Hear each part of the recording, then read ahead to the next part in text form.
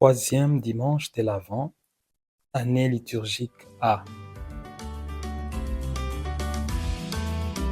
Par amour de Christ et par compassion, nous avons quitté maison et famille pour être témoins de Jésus-Christ. De l'équipe de communication de la Société des missionnaires d'Afrique à Rome, nous vous transmettons la bonne nouvelle de ce troisième dimanche de l'Avent, année liturgique A, afin de nous préparer à la rencontre dominicale avec notre Seigneur Jésus-Christ.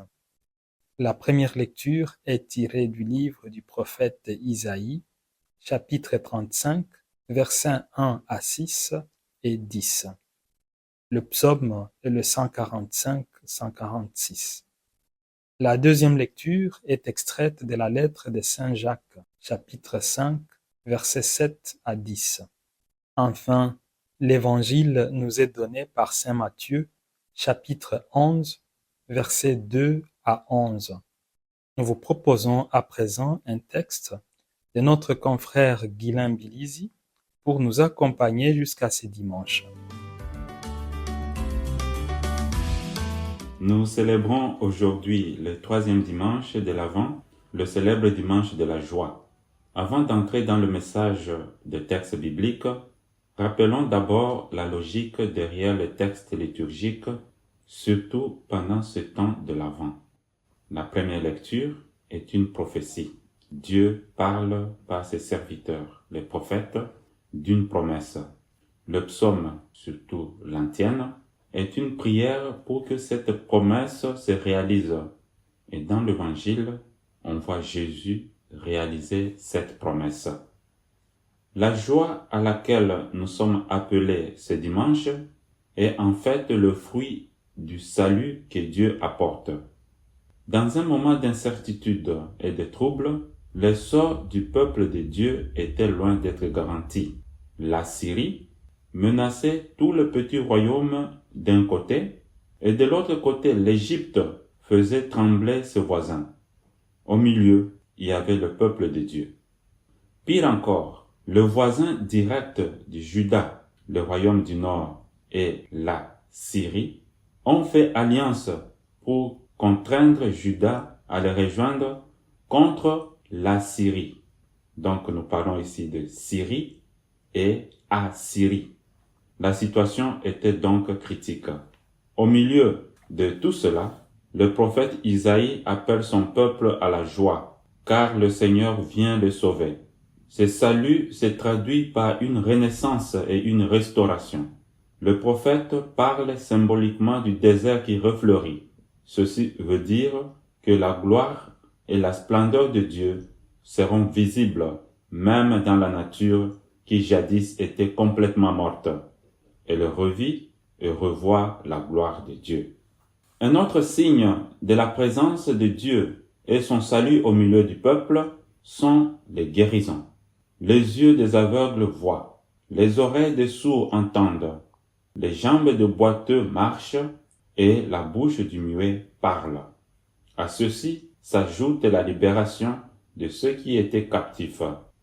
Toutes ces actions du Seigneur sont source de la grande joie, une joie éternelle qui ne passera pas.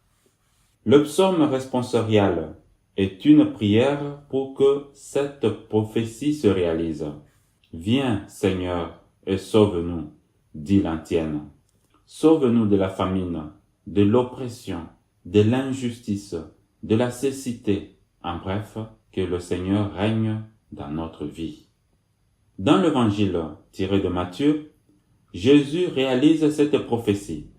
Fidèle aux enseignements des prophètes, le peuple de Dieu savait que, parmi tant d'autres signes du Messie, le Messie prendra sur lui toutes nos infirmités. Jean le Baptiste, dans sa cellule de prison, traverse une crise de foi et se pose la question: Jésus est-il vraiment le Messie?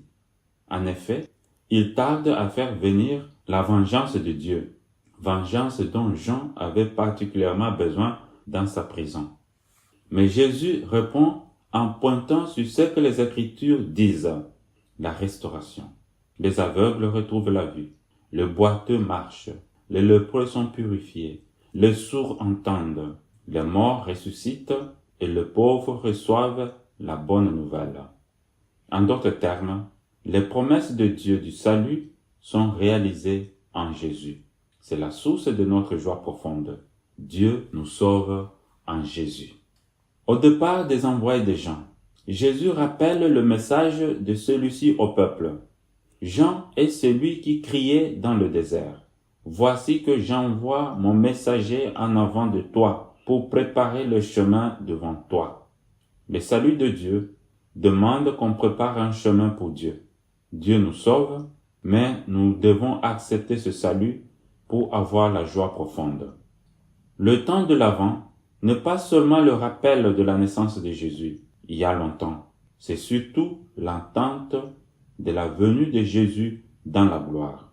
Et Jacques, dans la deuxième lecture, nous invite à une patience persévérante dans l'attente du Seigneur. Tenons ferme dans le salut déjà reçu du Seigneur pour attendre le salut définitif lors du retour du Seigneur Jésus. Le salut est un processus continu. Par notre baptême, nous sommes sauvés du péché et incorporés au corps du Christ, configurés au Christ. Tout comme une application a besoin d'un système d'exploitation pour fonctionner, nous, chrétiens, devons continuer à puiser en Jésus la force de notre salut. Nous avons besoin de nous nourrir quotidiennement de sa parole et de l'Eucharistie pour maintenir notre salut. Notre salut est passé, présent et futur. Notre joie en tant que chrétien vient de la relation ininterrompue avec la source de notre salut qui est Jésus. Je termine par une histoire qui s'est passée dans mon village d'origine, dans une paroisse tenue par des pères xavériens. Lors d'une messe de baptême, le membre d'une famille devait recevoir le baptême, le papa, la maman et le fils encore bébé. La maman fut baptisée, puis le bébé et enfin le papa. Lorsque le père prononça les paroles suivies de gestes de baptême, le papa éclata de joie et entonna un chant d'allégresse en sa langue maternelle. Il avait oublié que la messe n'était pas encore finie. Sa joie était d'être devenu fils de Dieu. Il prit son bébé dans ses bras et se dirigea vers le père pour lui poser la question. Ce petit bébé est-il vraiment l'enfant de Dieu? À la réponse positive du père, le papa a entonné un autre couplet pour manifester sa joie, a pris sa femme par la main et ensemble ils ont commencé à danser de joie. Toute l'église se joignit à eux et ce jour-là, ce fut la meilleure catéchèse de la joie du salut. Que nous exultions toujours de joie, car le Seigneur est notre salut. Le Seigneur soit avec vous.